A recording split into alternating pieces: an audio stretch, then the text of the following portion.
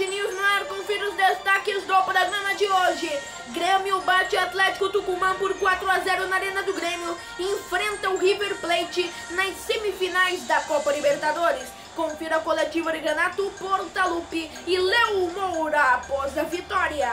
Confira todas as informações do jogo de logo mais do Palmeiras diante do Colo-Colo do Chile, válido pelas quartas de final da Copa Libertadores.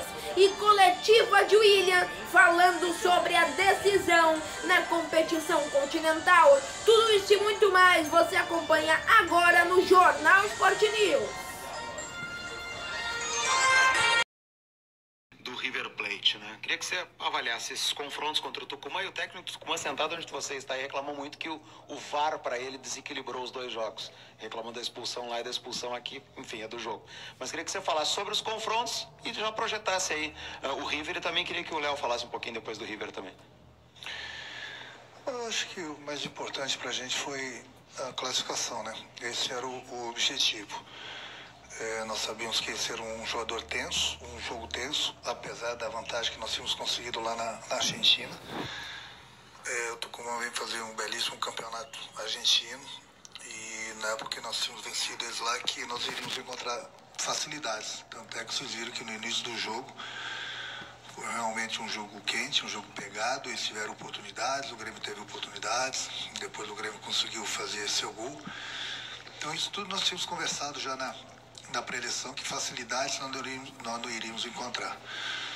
Então, mais uma vez o meu grupo está de parabéns, porque fez uma belíssima apresentação em momento algum, e eu já havia falado com eles isso antes, que nós poderíamos menosprezar nosso adversário, mesmo com um homem a mais, mesmo praticamente um jogo decidido. E tem que dar os parabéns à equipe do Tucumã, porque tanto lá quanto aqui foram sujeitos homens, jogaram apenas futebol, não deram pontapé. Dar os parabéns à torcida deles também, que tanto lá quanto aqui realmente torceram, fizeram o seu papel.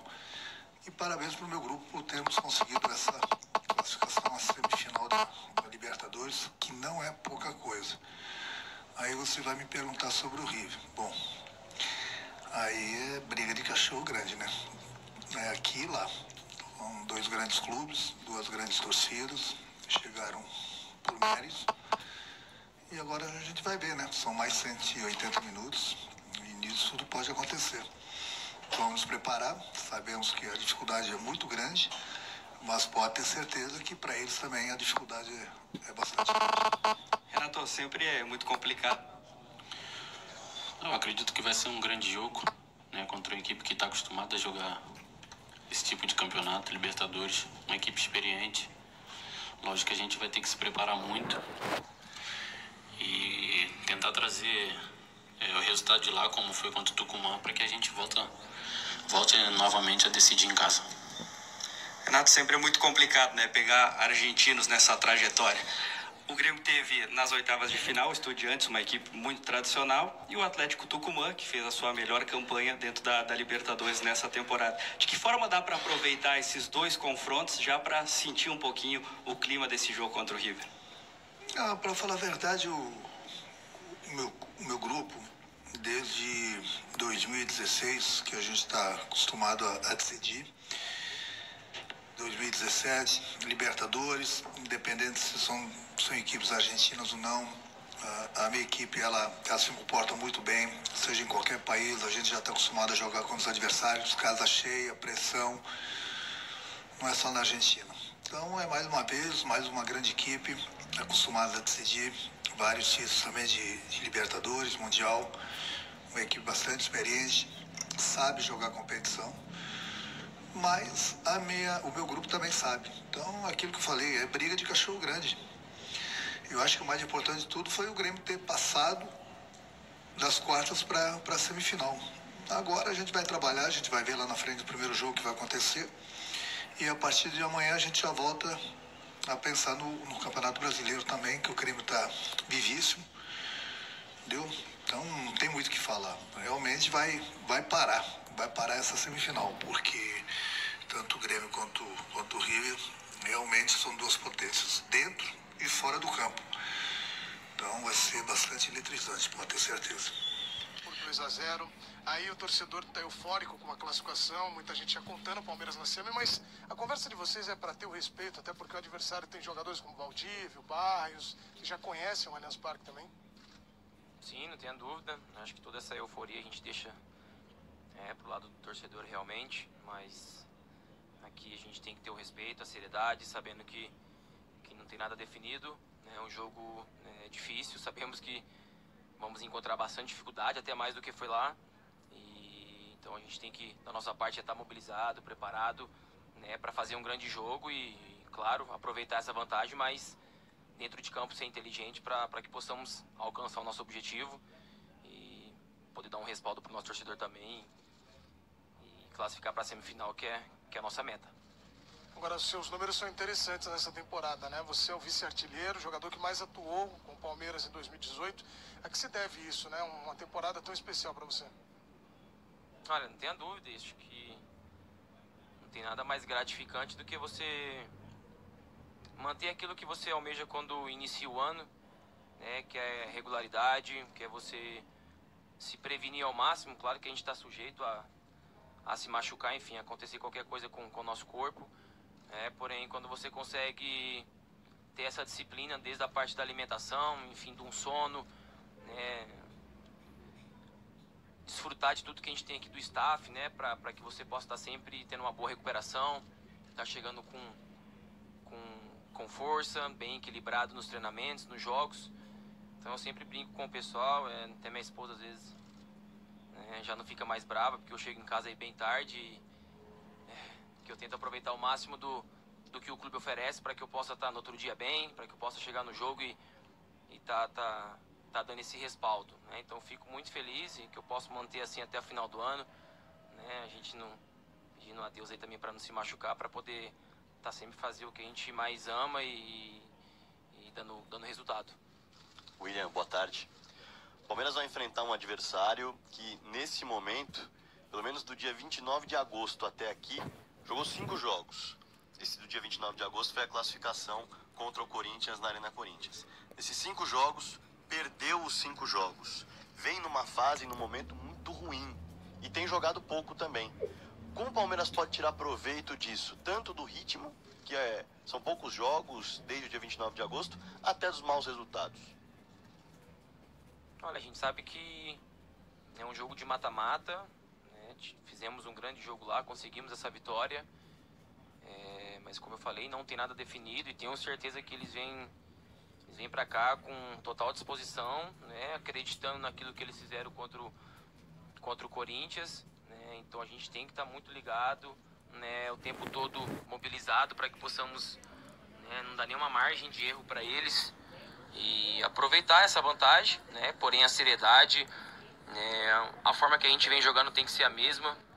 O Grêmio deu mais um passo rumo ao tetracampeonato da América. Na Arena do Grêmio, lotados, comandados de Renato Portaluppi, bateram o Atlético Tucumã por impiedosos 4-0. Jogaram muito bem e agora enfrentam o River Plate na semifinal da competição continental organizada pela Conmebol. Esse jogo teve algumas polêmicas na arbitragem, né?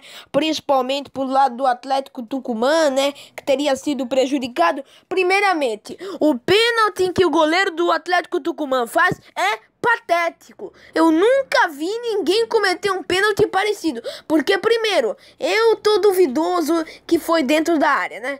Não confirmo o pênalti, mas se foi, porque eu acho que foi dentro da área, o árbitro acertou com o vermelho no VAR para confirmar. O árbitro foi exemplar, mas a gente tem que admitir. Veja como o jogador do Atlético Tucumã puxa o jogador do Grêmio. O Maicon tá uma incrível arrancada, muito rápida arrancada da equipe do Grêmio, e ele vai e ele não mira a bola. Eu não sei, a bola tava no chão. Ele pegou no tronco, na barriga do Maicon para derrubar. Eu não entendi se a bola tava ali ou tava no chão. Então, pelo amor de Deus, patético pênalti, sem justificativa, ele agarra e puxa e impulsiona pra lona, né, pro chão, o jogador da equipe do Grêmio. Pênalti indiscutível e muito bem marcado pelo árbitro da partida, que de forma exemplar consultou o VAR, mas desnecessário, né? Agora o pênalti do Jael, aquele ali já acho mais duvidoso.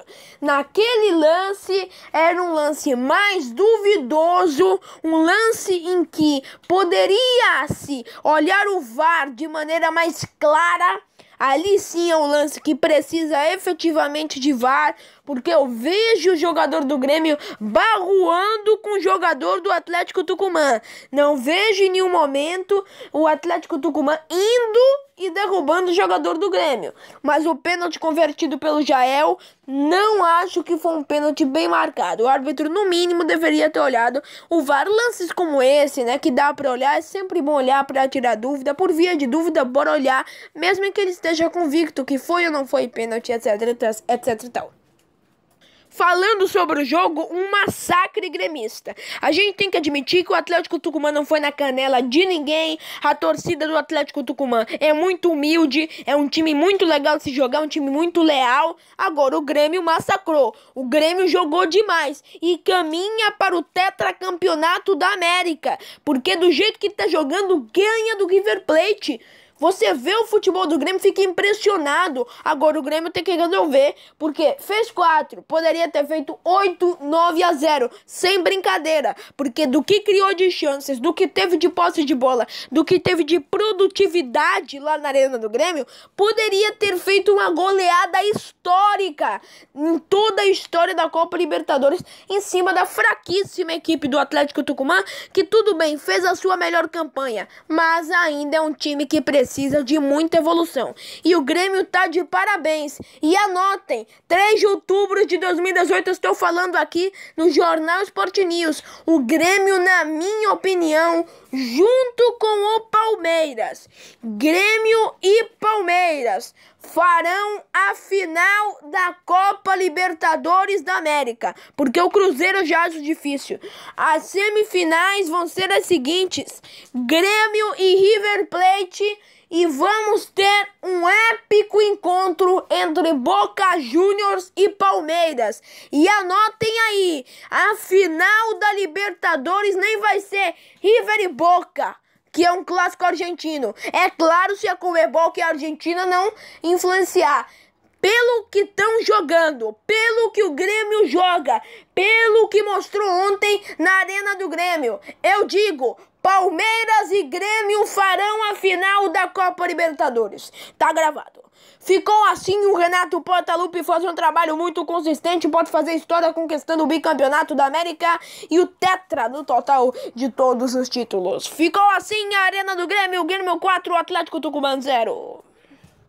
Hoje o Palmeiras recebe o Colo-Colo, 21h45, hora de Brasília, por uma vaga nas semifinais da Copa Libertadores. Diante do Colo-Colo, o Verdão entra em campo com a vantagem de ter vencido em Santiago por 2-0, resultado que lhe permite perder até por um gol de diferença para avançar à semifinal da Copa do Brasil. O atacante William falou o seguinte, abre aspas: sabemos que tivemos um grande resultado no Chile, mas o Colo-Colo é um time de experiência, com jogadores de qualidade. Temos de estar preparados para um grande jogo, sabendo valorizar a vantagem, mas em campo temos de nos impor e dar o máximo de dificuldade para o Colo-Colo. Fecha aspas, falou o atacante William. Se do lado palmeirense a classificação é quase uma questão certa por muita confiança no elenco alviverde, no Chile o Colo-Colo também segue acreditando na possibilidade de estar entre as 4 melhores equipes do continente. Mas diferentemente do rival, os caciques apostam suas fichas na experiência do elenco, na qualidade de Valdívia e até mesmo no imponderável, já que dentro de campo a situação não anda nada boa. A última última vitória do time chileno foi no dia 29 de agosto, data do triunfo sobre a rival Universidade de Chile. Desde então, o time comandado por Héctor Tapia entrou em campo 5 vezes e saiu dele derrotado em todas, sendo a mais recente dela no último domingo, diante da Universidade Católica, que deixou os caciques ainda mais distantes das primeiras posições na tabela. E além de todo o ambiente conturbado, o treinador chileno terá de lidar com um desfalque de peso. O primeiro dele é Damián Pérez, expulso na partida de ida no Chile. Além do ala, a principal referência do time, Esteban Paredes, sequer viajou para São Paulo por uma lesão na coxa. Por fim, Tapia pode ser obrigado a mudar ainda mais o time por conta do desgaste de algumas peças. Duas certezas na escalação do time chileno são justamente dois ex-palmeirenses, Lucas Barrios e Jorge Valdívia. A dupla com ausência de Paredes se torna a principal referência do Colo-Colo, que reconhece a dificuldade para sair do Allianz Parque classificado, mas nem por isso, deixa de alimentar as esperanças. Arbitragem de Germán Delfino da Argentina, auxiliado por Hernán Maidana, também da Argentina, e Gabriel Chad, também do país latino-americano. Provável escalação do Palmeiras do técnico Luiz Felipe Scolari: o Everton, Mike Antônio Carlos, Edu Draceni, Diogo Barbosa, Thiago Santos, Bruno Henrique, Moisés, William, Dudu e Borja. O técnico é Luiz Felipe Scolari. O Colo-Colo de Héctor Tapia: Orion, Zaldívia, Barrosinho, Sulário, Pazo, Carmona, Baeza, Suazo, Valdívia, Barros e Paeves. O técnico é Héctor Tapia. Expectativa de grande jogo no Allianz Parque, apesar de, como eu já disse, o Colo-Colo é patético, uma equipe totalmente sem recursos e que não joga nada, absolutamente nada. Palmeiras não vai ter nenhuma dificuldade e pode repetir o feito do Grêmio ontem, dar 4-5-0 em cima dessa equipe patética.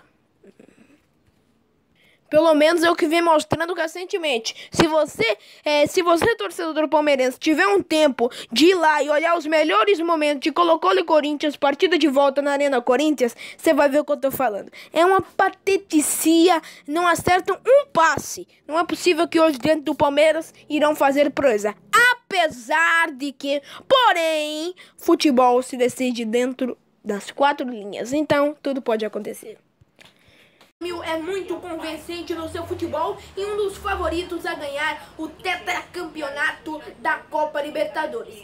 Agora, falando do jogo do Palmeiras diante da equipe do Colo-Colo, o Palmeiras não vai ter nenhuma dificuldade para liquidar a fatura. Venceu o primeiro jogo lá em Santiago por 2-0 com certa facilidade e agora enfrenta o Colo-Colo aqui com apoio de sua torcida, tem vantagem, o Felipão sabe jogar na Copa Libertadores e o Colo-Colo é uma equipe fraquíssima. Basta apreciar os melhores momentos, não os piores momentos de Corinthians e Colo-Colo, oitavas de final da Copa Libertadores, que você vê a mediocridade do time do Colo-Colo. É um time muito ruim, muito fraco, está muito mal no campeonato chileno, faz meses que não ganha um jogo, desde a data 29 de agosto, se eu não me engano, hoje é 3 de outubro, né? Então, muito tempo que a equipe não ganha, mais de um mês, na verdade, não ganha um jogo no campeonato chileno, e vai enfrentar o Palmeiras, que está em ótima fase, assumiu a liderança do Campeonato Brasileiro, e Palmeiras vence hoje, e vou dar meu palpite daqui a pouco. O Grêmio enfrenta o River, e o Grêmio está acostumado a enfrentar times argentinos. Enfrentou o Estudiantes, enfrentou o Tucumã, e ganhou a Libertadores ano passado em cima do Lanús. Vai dar Grêmio, mas depois a gente fala desse jogo mais pra frente. Olha, muito obrigado pelo carinho da sua audiência. A gente volta amanhã com o Jornal Sport News. Meu palpite para Palmeiras e Colo-Colo hoje é 3-0. Muito obrigado pela sua audiência e até amanhã. 3-0 para a equipe dirigida por Luiz Felipe Scolari.